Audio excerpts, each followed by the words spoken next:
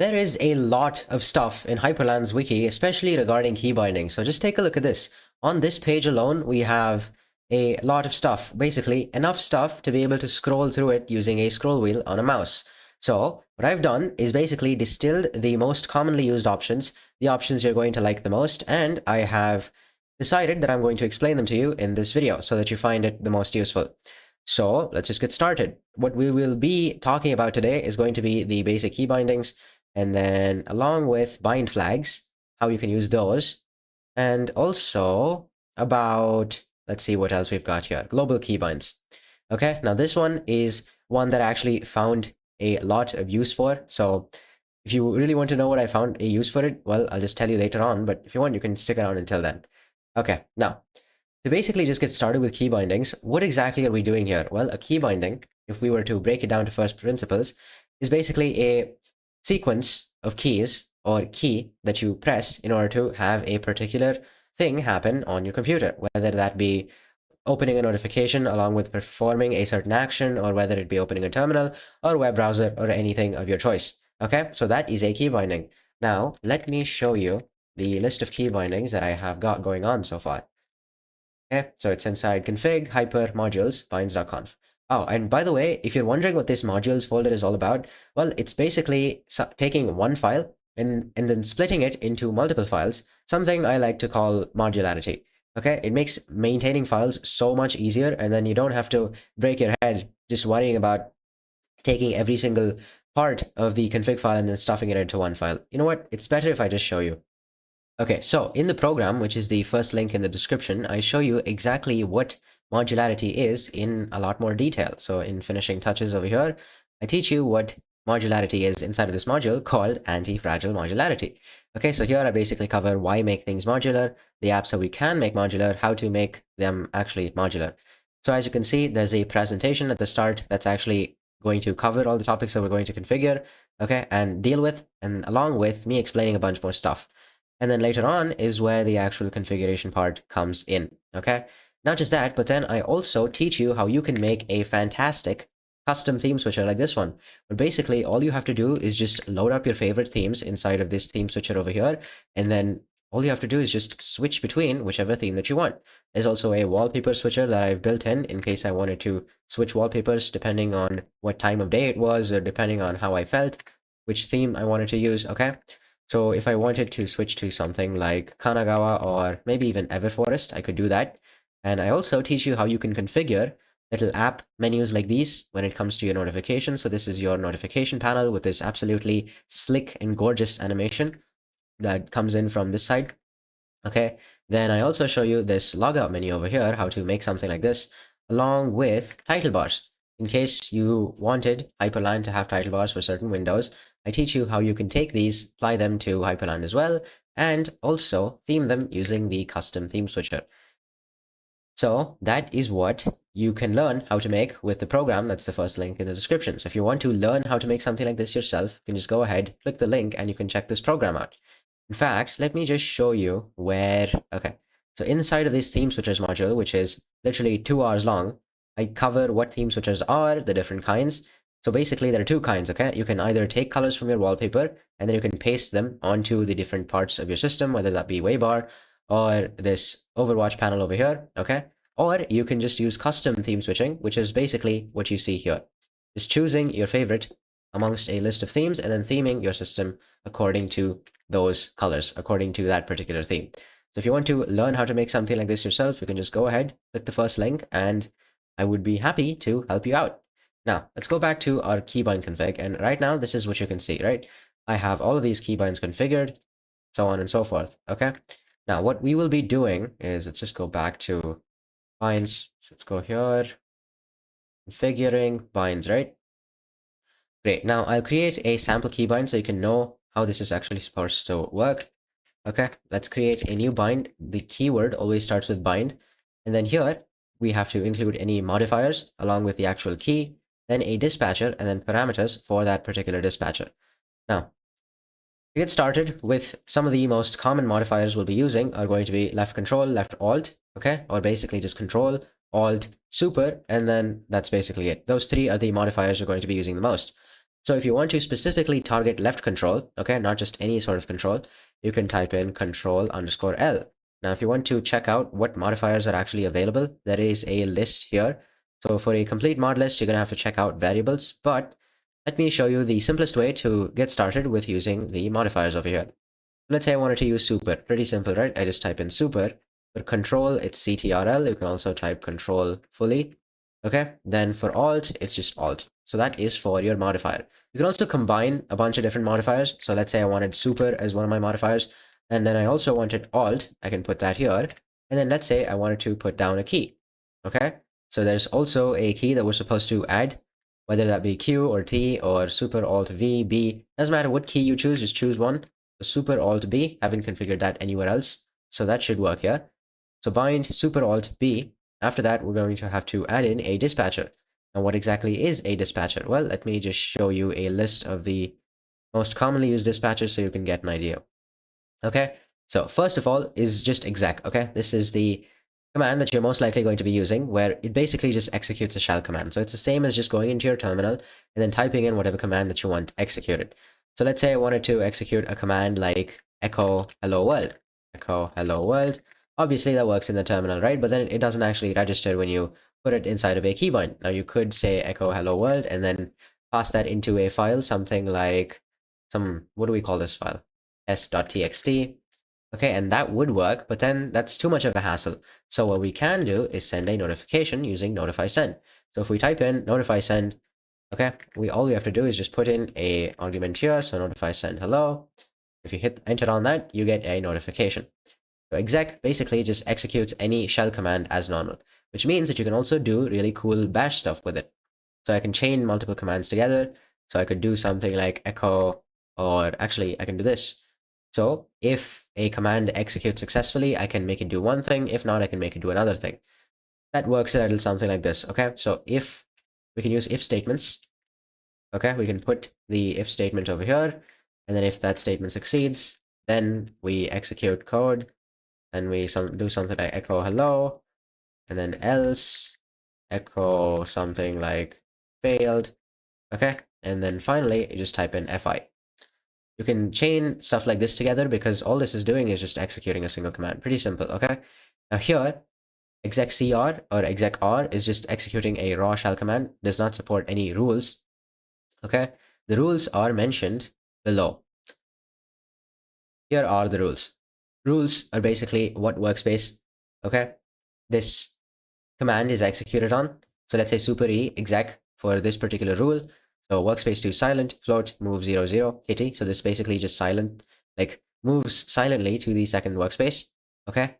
Floats the kitty window and then moves it to the center of the screen. That's it. This is actually a different section entirely. But what I will still do is just show you a bunch of the different dispatchers that you can use. Okay, so exec is one of them. Pass is to just pass the key with mods to a specified window. Okay, so instead of actually getting Hyprland to pick up on that particular keybind, you can just take the keybind and then pass it to OBS, or not OBS actually, that's actually one of the apps you can do it with, but just pass the keybinds to the app itself.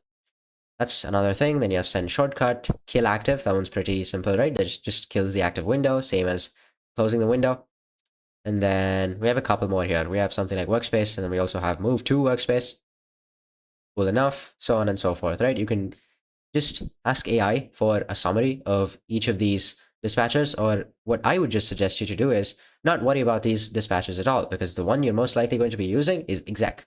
And even if that's not the case, you can figure out what dispatcher you want to use depending on your use case. So let's say that you manage to come up with a function that you have no idea how to actually implement.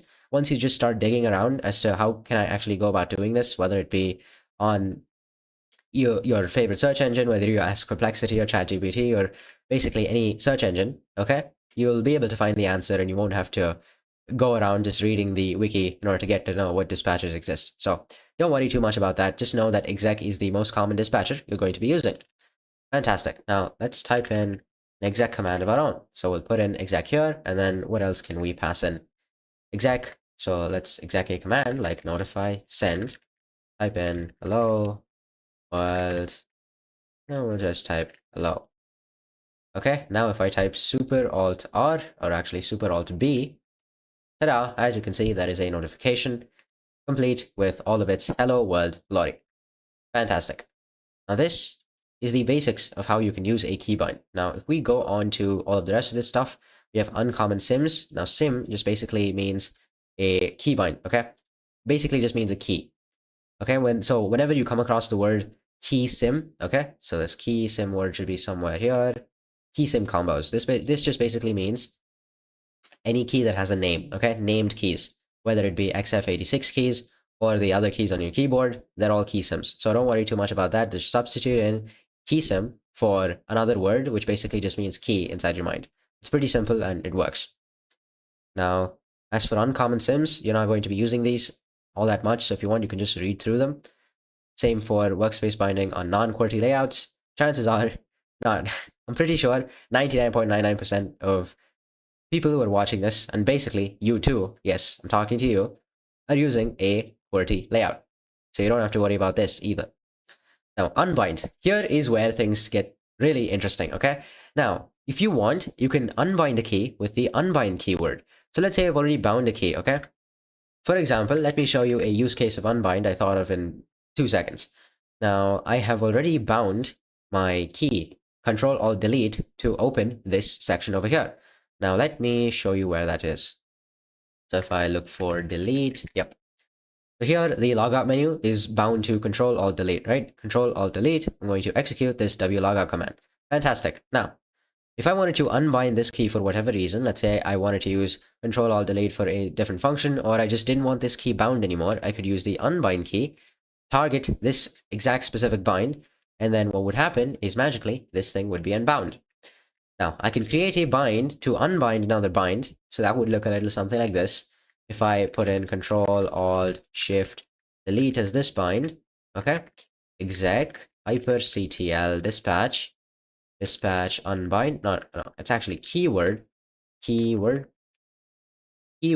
unbind, okay, and then I just have to pick up this keybind, copy that, paste it here. Okay, now if I just write this, now watch what happens. Right now I can press Control-Alt-Delete, and then the menu shows up just fine. Fantastic. Now, if I press Control-Alt-Shift-Delete, now I've already pressed it. You probably heard it on the keyboard. Now, if I try and open the same thing again, whoops, it's not working, and instead NeoVim is complaining. Now, how do I bring this back? There are 2 ways. You can either create a toggle for this. You can make a script that checks the contents of a state file, okay? So this is state mechanics. You have stateful applications and then you have stateless applications.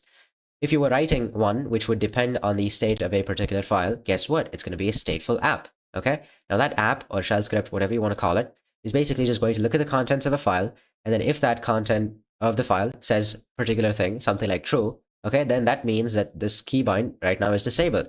So you would want to switch the bind back to on, okay? If not, then of course, vice versa. You just do the exact opposite. That's one example of how you can use this unbind keyword, okay? Pretty sure you can come up with other ones as well. Whatever you do, you can just leave them in the comments. That'd be pretty interesting to read. Okay, and that right now is unbind. Then we have a couple of bind flags here as well. So if I look at the available flags, we have a couple of ones. Now, even in these ones, there are a couple of flags that you're going to use a lot, okay, the most, and then there are other flags which you're basically just not even going to touch because in most, if not all, almost all Hyprland scenarios, okay, you're just not going to use them. So let's get started with the first one, locked. So let me show you the existing ones that I have already here. Okay, so EL. Now L just basically means locked, okay? When I lock my screen, I still want a particular keybind to be working. So if I increase or decrease brightness, you're probably not going to be able to see it, but brightness is being increased and decreased on my display. Let's type in the password. Okay, great. Now this basically means execute this keybind when the screen is locked as well. Now there's a really creative thing that you can do with this. You can actually engineer a way out of this place. Okay, you can engineer a way out of this lock screen.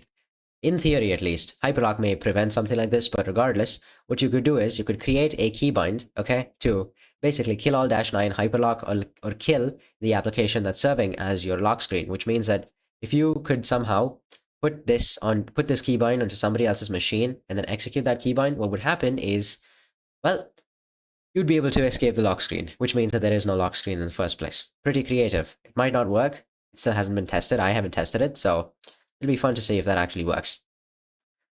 Then we have release, right? Pretty simple. This will just trigger on release of a key. Not when you press the key, but when you release it. So you can press and hold the key for as long as you want, but you won't see the effects until you actually release that particular key. And then we have click, right? Will trigger on release of a key or button as long as the mouse cursor stays inside of this drag threshold. There's a section right below when it comes to mouse bindings as well. That is how this ties into that. But until then, you don't have to worry about click and drag at all. Long press, okay, this one is also self-explanatory. It just will trigger on long press of a key. You can define the long press duration inside of a different section over here inside of the wiki, okay? I will most likely make a video on that. Even if I don't, you'll be able to search for it here and then change it. Even if not here, you'll be able to do it with Google or Perplexity or whatever search engine is popular these days. Okay, now repeat, we'll just repeat when held. Now here is where this keybind actually makes sense. So when you want to increase and decrease the brightness of your monitor, right? Well, you sure as hell want that to be working on the lock screen, so that's why you have L over here. And then you also want it to be repeating, because it would, trust me, it would be a goddamn pain in the ass if you had to press F5 and F6 over and over and over just to try and get the brightness up. And you know what? Funnily enough, this is exactly what I did until I figured out that bindel, or the or the E flag, is actually a thing. So if you want repeatable binds, okay, binds that repeat themselves as soon as you hold down the key, make sure to include this E flag. Then we have non-consuming. So key or mouse events will be passed to the active window in addition to triggering the dispatcher. So ordinarily what happens is whenever you have a keybind that's conflicting with one of the app's key bindings as well as Hyprland's key bindings, Hyprland's key bindings are just going to take the spotlight and not let the app register those key bindings, okay? It just consumes them. So if you want that consuming behavior to be disabled, then you just have to put in this flag as well. That's it. Okay, so this works for something like DevTools. F12, you can configure to be airplane mode here, and then you can also configure it to be DevTools over here. So if you, for whatever reason, wanted to go into airplane mode as well as opening DevTools, although that would be quite funny because when you open airplane mode, you wouldn't exactly be able to access the internet. Not sure why you would want to do that, but it's an example of how things work, right? Great, then what else do we have? Okay, mouse. This is in the mouse bind section. Transparent, cannot be shadowed by other binds. Ta-da. Let's see. That's pretty much it. These, the flags, until here, okay, until here, are the ones that you're going to be using most commonly. Great. Now here you see a couple of examples. So let's zoom in here so you can see it a little bit better. Now, bind E. This E flag means it's repeatable. Here we have absolutely no modifier key, which means we have only this one key. So if we press this key alone, then the function exec is going to execute whatever is after this comma. So this is a volume button, allows press and hold. Volume button that will activate even while input inhibitor is active. So this is with L. Input inhibitor. What does that mean? A lock screen, right? Open wofi on first press, closes it on second. This is using a very creative little toggle functionality, okay? Because what do you think happens here? Look, first thing you try and do is try and kill wofi. If that fails, then you launch wofi, which is your app launcher. Now, if you can launch wofi, then you can kill it, which means that this command either kills wofi if it's already running or starts it if it's not running. It's honestly beautiful what you can achieve with simple logic like this. Then here you're just describing a bind. Here you are skipping player on long press and only skip 5 seconds on a normal press. Beautiful. This is with bind O. Great. Now you also have mouse binds, which you can use for either resizing windows or for whatever other reason, in case you wanted to execute Among Us. And binding mod keys only. Here, if you just wanted to bind super alt, or basically modifier keys only, right? If you wanted to get super alt itself to perform a particular function, you could do that with this target mod mask stuff.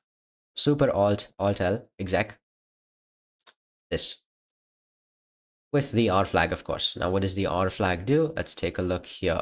Release. So you want this to trigger on release of a key. That's why. Okay, now we also have key sim combos, where basically you can take as many different keys as you want and then just chain them together with an ampersand. For an arbitrary combination of multiple keys, separate key sims with an ampersand between each mod or key and then use the S flag. What does S mean again? S means separate. So this will arbitrarily combine keys between each mod or key. Great. Then mouse wheel, you can use mouse wheel to bind stuff as well. These are switches. Okay, so unless you want a bind to occur only when a certain condition is present, you would use a switch. Not unless, but then if you wanted, right? Switches are useful for binding events like closing and opening a laptop's lid. Multiple binds to one key, you can also do that here. If you wanted one key bind itself to perform multiple actions, this is where you would do that. Descriptions, okay, mouse binds, touchpad stuff. Okay, now here, the global keybinds is the one which I found most useful, okay? Now, basically, here you're using pass and send shortcut as dispatchers for keybinds. And this means that you can take any keybind that you want and then directly pass it to any app that you want. So if you're taking OBS as an example, okay, start stop recording keybind is set to whatever you want to set it to inside of OBS. Now, if you want to make it work globally, then you'll just have to add in this pass function. Because I've noticed this behavior on OBS, okay? What happens is, unless you're actually focused on the OBS window, okay, your keybind is just not going to work. So it doesn't matter if you bind it to Super F10, Control Alt F10, Control Shift Alt F10, or whatever other crazy bind that you choose or don't choose, okay? Unless the OBS window is focused, it's not going to pick that up. So instead of having to deal with that crap, okay, all you have to do is just pass the bind directly to OBS itself, and you're done. In fact, that is exactly what I've done. I've just copied and pasted it because this thing just ended up being so genius. So here, yes, so OBS start stop recording. I've bound it to Control Super R. So if anytime I press Control Super R, it's going to pass that as a toggle to OBS Studio, which either starts or stops recording. Pass will pass the press and release events by itself, so there's no need for an R. This also means a push to talk will work flawlessly with one pass. And then the rest of the stuff is submaps, which I've discovered and discussed in a different video, along with the bus global shortcuts as well. And that is how you can configure keybinds on Hyprland. The most common keybinds that you use and how to not get overwhelmed by it and just get what you need and get out of that as fast as you can. If you want to know how to make custom themes such as like this one, all whilst following a proven step-by-step framework that pretty much tens of other people already have and are extremely happy with it, you can go ahead, click the first link in the description, and you can check out Hyper Accelerator. I show you how to actually go about doing this in hours-long modules, okay? Basically, all you have to do is just follow this step-by-step system along with just having fun, basically, because that's what ricing is all about at the end of the day. Not just making your setup look productive for the sake of it, but then enjoying that productivity as well as enjoying the craft itself. Because in my 4 years of ricing Hyperland, if I figured out one thing, it's this. Ricing is art. If you liked the video, hit like. If you loved it and want to see more like this in your feed, hit subscribe, and I will see you next time. Stay ricing. Mwah.